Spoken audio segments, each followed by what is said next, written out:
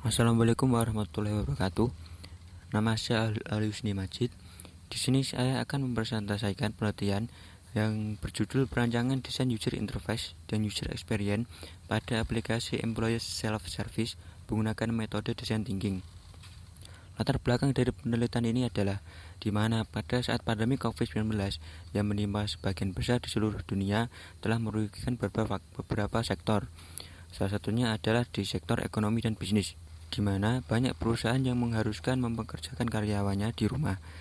Muncullah masalah baru di mana karyawan akan kesulitan untuk berkomunikasi dan mendapatkan informasi dari perusahaan karena semua data informasi berada di kantor dan dapat menghambat proses operasional sehingga menurunkan kualitas kinerja dari karyawan.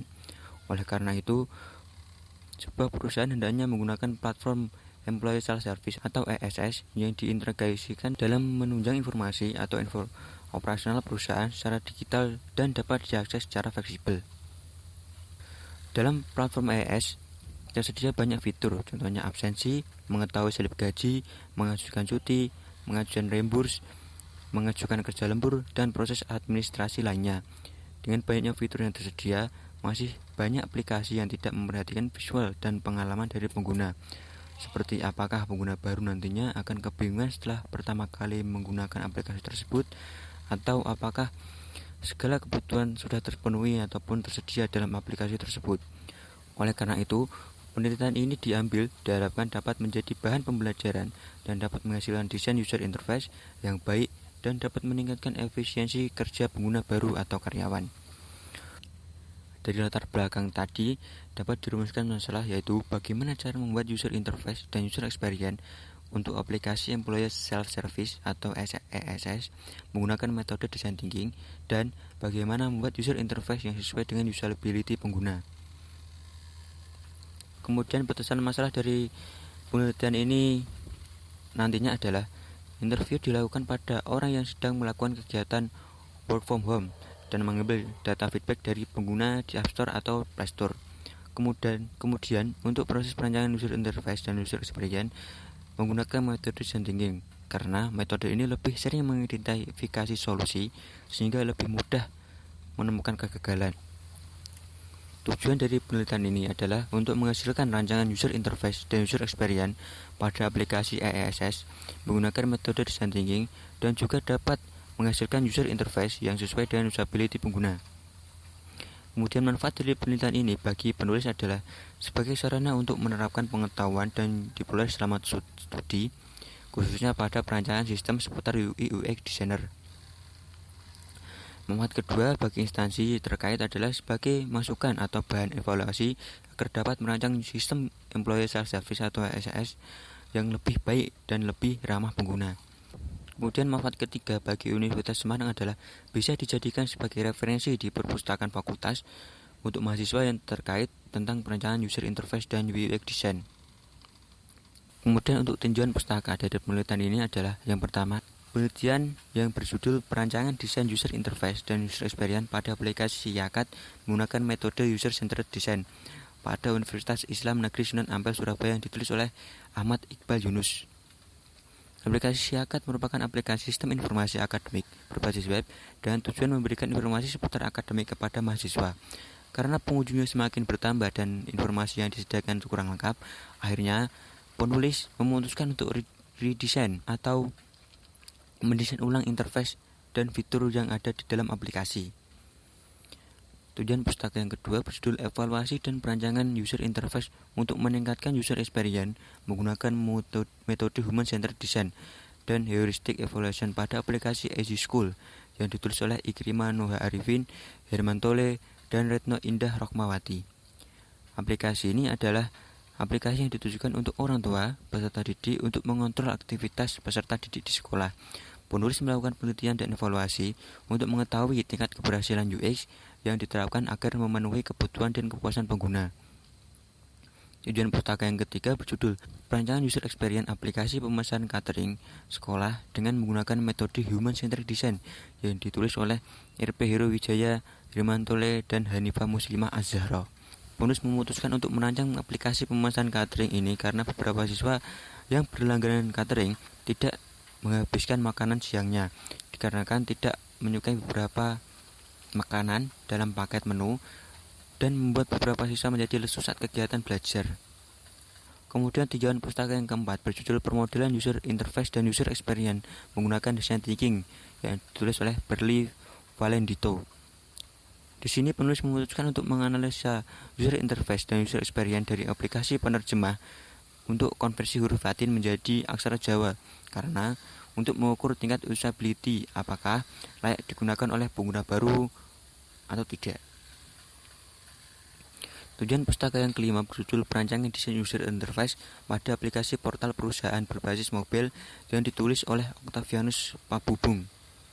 Perusahaan yang dimaksud adalah PT Inertia Utama yang memiliki keinginan untuk mengembangkan sistem portal Dexa berbasis mobil dengan penambahan beberapa fungsi dan penyediaan platform yang mudah diakses oleh karyawan. Kemudian, metode penelitian yang digunakan pada penelitian ini adalah menggunakan metode design thinking. Terdapat beberapa tahapan yang dilakukan, diantaranya adalah yang pertama adalah empathize, define, ideate, prototype, dan test. Tahapan pertama yaitu empathize. Empathize atau empati adalah sebuah tahap untuk mendapatkan sebuah perilaku, emosi, pengalaman, dan situasi pengguna. Setelah sudah mendapatkan dan mengetahui pengguna yang akan dituju, selanjutnya melakukan wawancara atau qualitative research. Kemudian membuat kuesioner atau qualitative research untuk memvalidasi hasil wawancara. Kemudian setelah mendapatkan insight dari tahapan pertama yaitu empathize, seperti mengetahui kebutuhan user dan apa kendala mereka sebenarnya, kemudian menuju tahap define, di mana di sini menentukan mana yang menjadi prioritas masalah yang akan diselesaikan dengan solusi. Terdapat subtahapan dalam tahap define ini. Yang pertama adalah user persona, yaitu representasi pengguna yang biasanya isinya adalah data-data pengguna yang berupa fiktif seperti usia pengguna, apa keinginannya, apa motivasinya, apa kebutuhannya, dan lain-lain. Kemudian subtahapan yang kedua adalah affinity mapping, yaitu pengelompokan insight atau data yang didapat dari proses tahapan pertama. Kemudian tahapan yang ketiga ada journey map, yaitu representasi proses pengguna untuk mencapai suatu tujuan. Kemudian tahapan yang ketiga selanjutnya adalah ideate. Ideate merupakan tahap di mana kita mencari segala macam solusi yang dapat memecahkan permasalahan pada tahap sebelumnya, yaitu tahap define. Subtahapan dari ideate yang pertama adalah quick brainstorm atau pengumpulan ide kreatif. Maksudnya pada tahap ini kita berdeliberasi mencari solusi yang tepat untuk memecahkan masalah dari pengguna tersebut dan fitur apa yang nantinya ada dalam sistem ini atau aplikasi ini. Yang kedua adalah subtahapan yang kedua adalah user flow, yaitu penggambaran langkah-langkah. Contohnya seperti di aplikasi internet provider, di mana di home user dapat melakukan top up. Setelah top up, apa yang terjadi? User akan memilih paket mana yang akan digunakan, dan seterusnya.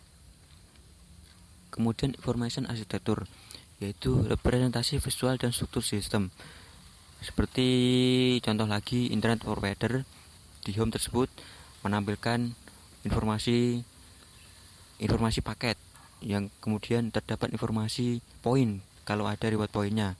Kemudian informasi fitur-fiturnya, di sana ada apa saja. Kemudian informasi ads atau iklan-iklan atau promosi yang tersedia dalam aplikasi tersebut, dan seterusnya. Kemudian tahapan selanjutnya adalah prototype, yaitu tahap untuk mengimplementasikan ide atau solusi yang sudah didapat dan dibuat ke dalam sebuah prarupa kerangka minimum atau desain. Dalam prototype ada beberapa subtahapan, yaitu low fidelity atau desain kerangka dasar user interface, biasanya berbentuk hitam putih yang bertujuan untuk penataan layout agar pada saat proses selanjutnya nanti tidak terjadi kesalahan. Yang kedua adalah high fidelity, ini lanjutan dari low fidelity, hanya saja lebih detail dan terisi gambar, icon, teks, dan lain-lain. Kemudian tahapan ketiga yaitu prototype, atau membuat simulasi sistem, di mana nanti seperti apa sistem tersebut berjalan, animasinya seperti apa, interaksinya seperti apa, dan lain-lain. Kemudian tahapan yang selanjutnya yaitu tahapan terakhir adalah testing, di mana tahap ini adalah memvalidasi apakah rancangan solusi yang dibuat sudah benar dan mampu memecahkan masalah dari user atau perlu dikembangkan lagi atau direvisi kembali. Subtahapan yang pertama yaitu usability testing atau pengujian fungsionalitas sistem kepada pengguna, yang bertujuan untuk mengetahui apakah desain yang kita buat itu masih membingungkan user atau sudah cukup memenuhi kebutuhan user. Kemudian subtahap yang kedua adalah A/B testing atau membandingkan desain, di mana apakah desain yang pertama ini sudah memenuhi kebutuhan user atau masih membingungkan user atau lebih baik daripada desain yang kedua. Kemudian untuk jadwal pelaksanaan pada penelitian ini adalah 2 bulan, di mana untuk minggu pertama dan minggu kedua akan melaksanakan tahap empathize atau riset pengguna. Kemudian pada minggu kedua dan minggu ketiga akan melaksanakan proses define atau pengumpulan insight dari tahap empathize.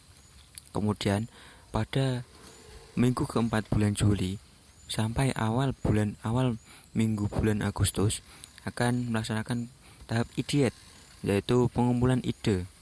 Kemudian minggu kedua dan minggu ketiga bulan Agustus akan melaksanakan proses prototipe atau proses desain dan pembuatan animasi prototipe. Kemudian di minggu terakhir bulan Agustus dilakukan proses testing kepada pengguna. Oke, hanya itu saja yang dapat saya sampaikan. Jika ada tutur kata dan penjelasan saya yang kurang jelas, saya mohon maaf sebesar-besarnya. Terima kasih. Wassalamualaikum warahmatullahi wabarakatuh.